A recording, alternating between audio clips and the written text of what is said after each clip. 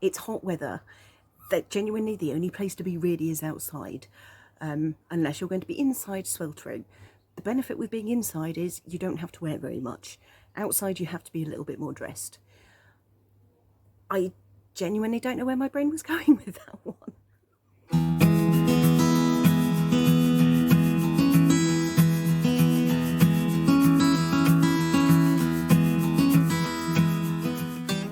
Hello, greetings. I am trying something new today by recording in my garden, and I'm not at all self-conscious, bearing in mind that we've got neighbours at the fence behind me there, and neighbours to the right there, and quite possibly neighbours at the bottom of the garden as well, who are all going to think I'm slightly crazy sitting here talking to myself.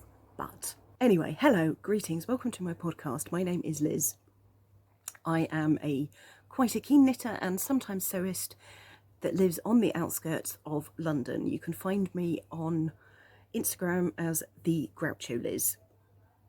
I will put links to everything that I talk about down below, apart from the thing that I've just realised I've left in the house. But there we go, that's that. And yeah, I suppose we should crack on. I am going to start by making my usual disclaimer. Although I have notes, I have no idea what's going to come out of my mouth, just checking that I'm recording. It could be swearing, it could be adult themes, or it could just be heat-induced blather. Proceed at your own caution. Unfortunately, being in the garden, there is a risk of background noise. If it happens, well, I'll deal with it. Unfortunately, just before I started, or just before I was about to start, there was an argument going on in the street somewhere nearby, and there was a lot of Anglo-Saxon invective being exchanged, to the point I nearly wondered if I should be calling the police on their non-emergency number, along the lines of...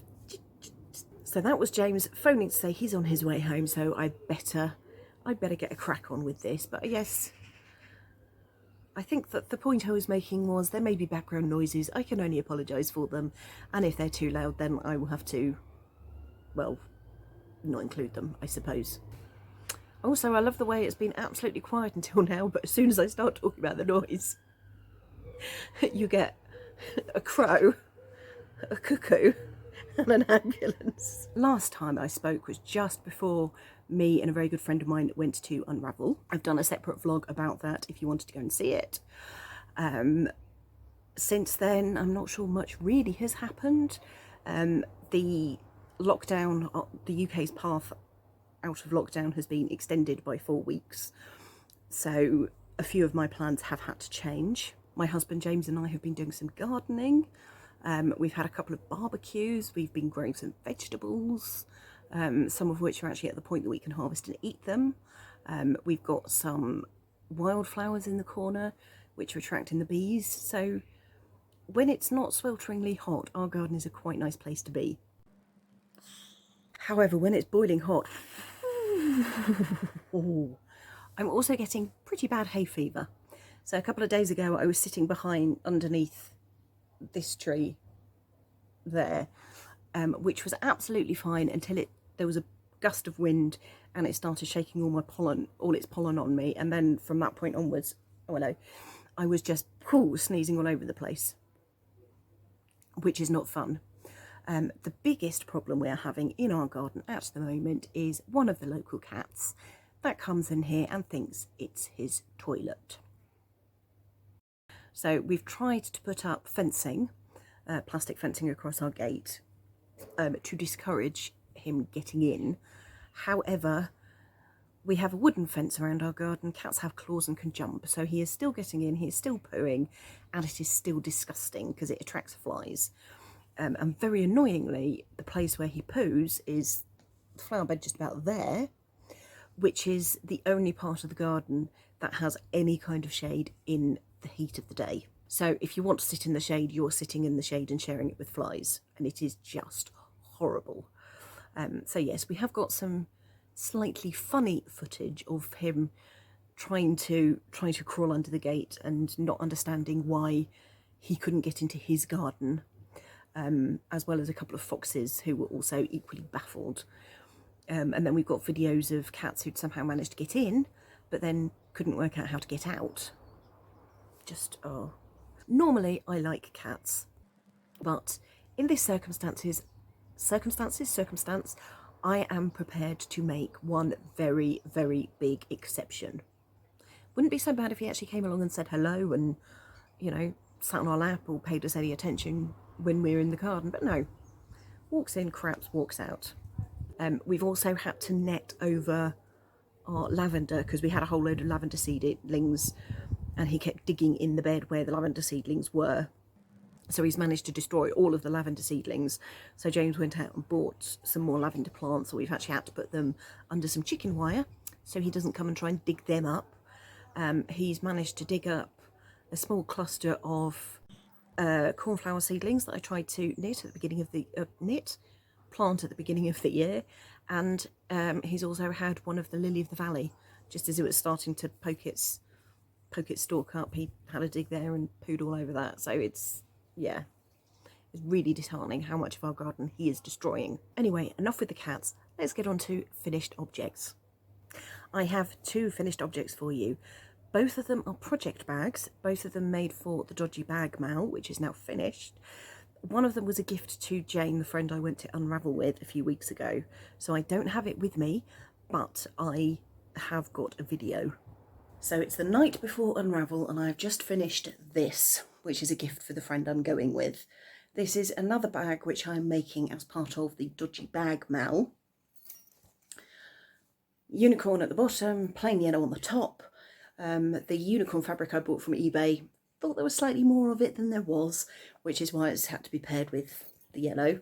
But that works quite nicely because the only zip I had left was the yellow zip. And then on the inside is a little pocket with zigzaggy edges around the top. And then obviously the little hook. So, yep. I am quite pleased with this. The number of mistakes I made, I genuinely lost count. As with all things, it is not perfect, but it is very definitely, get rid of that bit of thread, another finished object. Now, before I gave that to Jane, I did say that I apologise in advance if LK, her daughter, her toddler daughter, steals it from her, because A, it's kind of cute, and B, LK's favourite colour is yellow. And on via Instagram about a week ago now, she's like, LK has decided that her bag is going with her to nursery at the bottom of the buggy. Can I commission a new one, please? So I'm going to do her a duplicate of this one, which is one that I've made for me, again as part of the Dodgy Bag Mal. Genuinely, I do not know where I got the fabric from. It was quite a while ago.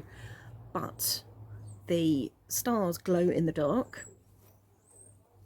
The thread here that I've got on the top stitching glows in the dark. And the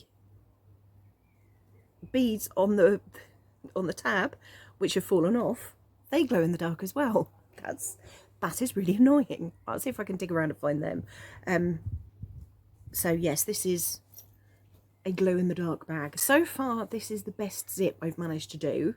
I've actually managed to get the sewing really quite close to the zip. I'm starting to learn how to use my zipper foot. This has, up until about an hour ago, been catching about there. But at the moment, that doesn't seem to be happening. Oh, that's quite good. That's quite exciting.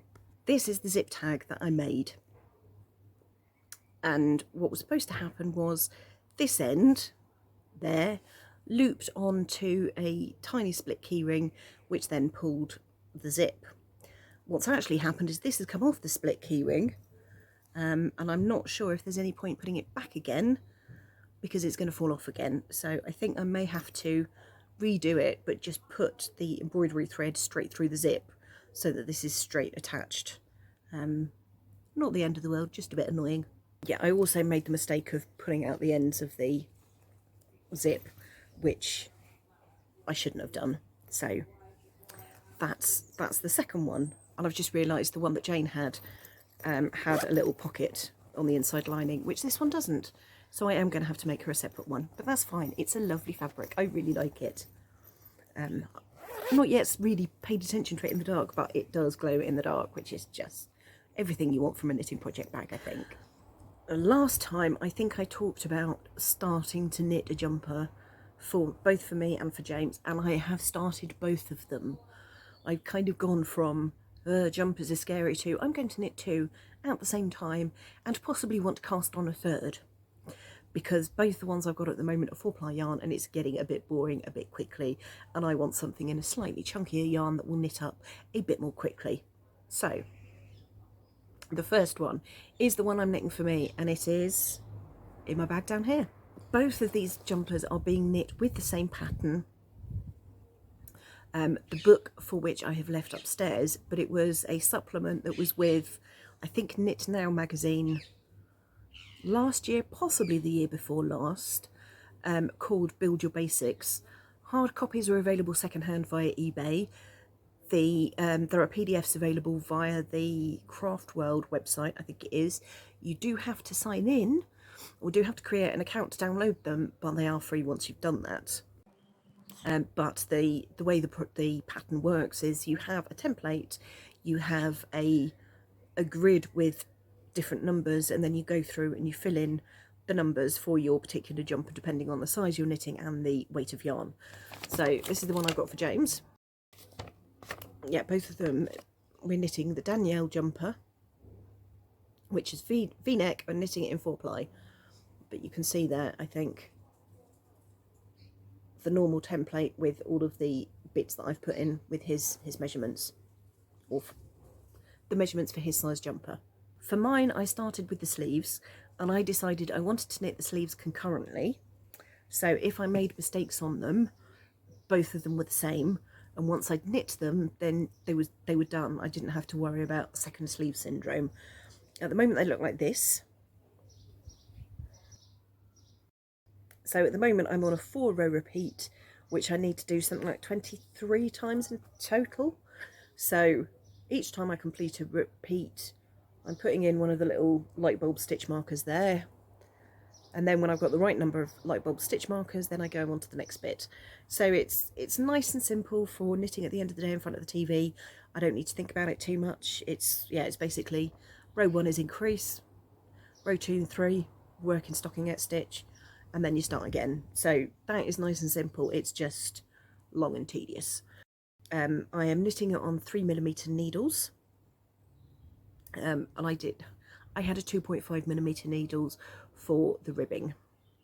If you try doing 1x1 ribbing in 4-ply yarn with 2.5mm needles, just make sure you have something to keep you sane. That's all I'm saying. So yeah, this is my jumper.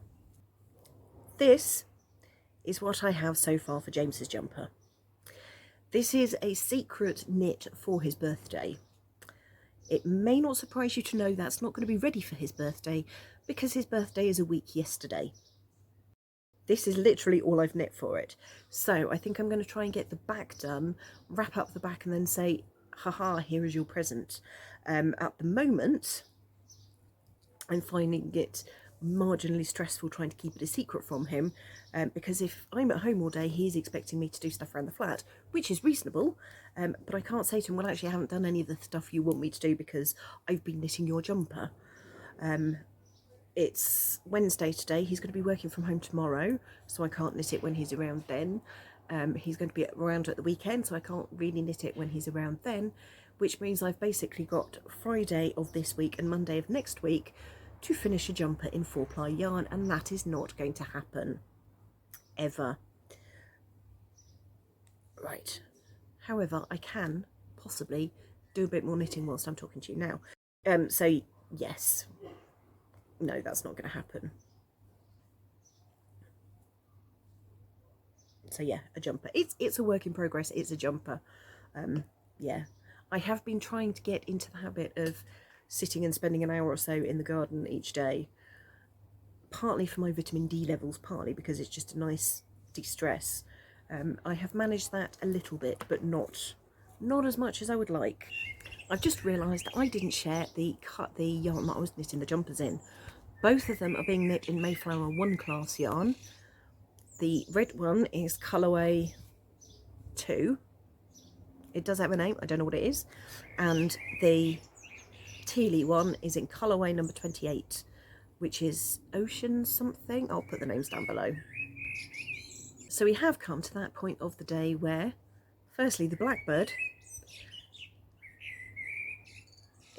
is perched in the top of the tree singing its little heart out, and secondly, I get to talk about stash. I've also seen a robin flying around here, so he may make an appearance somewhere. We'll see. I know I have talked about the European Jamboree a lot, but for those who don't know about it, the European Jamboree was supposed to happen last year. It got postponed because of COVID-19. Girl Guiding UK, my contingent, then decided to pull out of the event, and because so many people had decided to pull out of the event was then cancelled.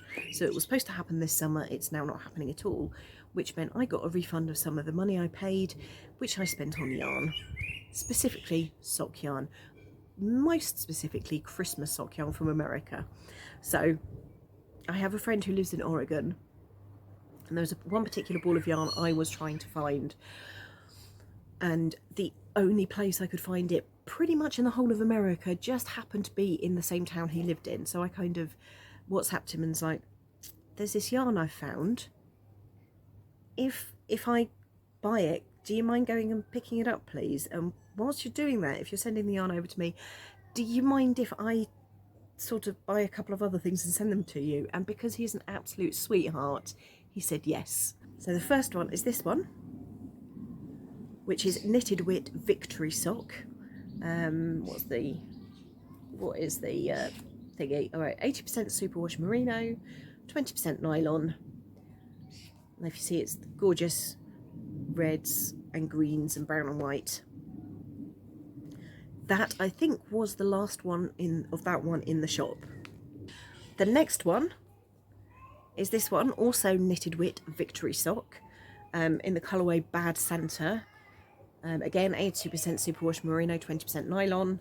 Just look, that's some really quite bold in your face shades of green and red. I mean, I think it's coming out on the camera slightly more red than it looks in real life. That to me looks more like a deep raspberry pink rather than red, but it's just gorgeous, absolutely just gorgeous. There's a small child singing. I'm trying to work out what exactly small child is singing, and I can't. So yeah, I chose to do this in the garden. I cannot complain. Small children sing, particularly when they're at home and it's sunny and they don't want to be inside, they want to be in the garden. The last one I have is this one. Again, Knitted Wit Victory Sock, the last one in the shop, in the colourway Everglades. Now, on previous episodes, I've talked about the hat that I made, which I really, really liked, and then I lost it. And I thought, well, that's all right. If I really need to, I can buy some more of the yarn at some point in the future and just make myself another one. What I did not realise is the yarn it was made out of is now no longer made. So this, I bought the original skein back in 2018. So I think it was discontinued at some point last year. Not 100% sure, but anyway, it is really difficult to get hold of. This may be the last skein in the whole of America. I'm not sure, but I have got another skein of this really luscious greeny yarn. When it knits up, it comes out as a flecked colour. I'll try and put some video in of me wearing the hat or what the hat looks like, so you can see how it knits up. So I'm still hoping that I find my missing hat, but if I don't, I can make an absolute duplicate hat with this. Now, one of the first shops I found which sold Everglades, the Everglades sock yarn, was also somewhere else in Oregon. I can't remember exactly where. And it also sold this one, which is Wisdom Yarns, not one I've heard of before. Wisdom Yarns Picks in the colour Cake Party, and I thought that's all nice and greens and whites and stuff. That looks like a nice Christmassy yarn. So my original plan was to buy this one and the Everglades from the shop in whereverabouts it was in Oregon. However, by the time I actually went to buy it, the Everglades was out of stock. So I saw this, it was too nice, I couldn't find it from the place in Portland, not Portland, sorry, in Beaverton. So I kind of got this one as well. And because they had also had this one on special offer, I got this one as well. This child singing is really putting me off. What was I saying? Right. Wisdom Yarns Pros in the colourway Bougainvillea. So that one knits up striped.